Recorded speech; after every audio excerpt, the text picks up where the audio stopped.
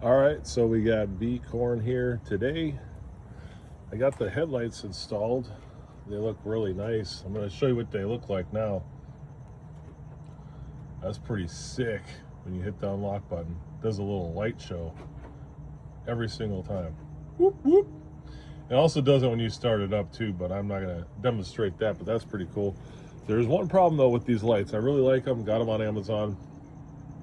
However, they don't shine far enough away from the truck. They shine pretty low to the ground, which I'm hoping I can fix that, because I did order new fog lights, and tonight I'm going to install the new fog lights. As we can see, these ones down here are very wore out, and just lenses are dried up and gross. So I got some new lenses and some LED bulbs, but I'm going to go ahead and install those. It's going to take some work. Got to take off the wheel on each side just to get to the liner, which is kind of crappy.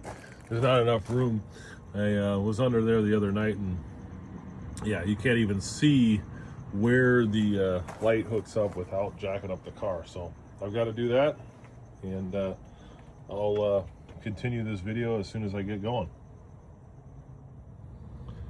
So yes, you have to jack up the car, take off the wheel, as you can see, and then this little cover comes off, and then we should be able to see behind there to actually get down below here to where the fog light is. But this whole cover has to come off. It's kind of a pain without having a lift or a shop, but it is something you can do at home as long as you got the right tools.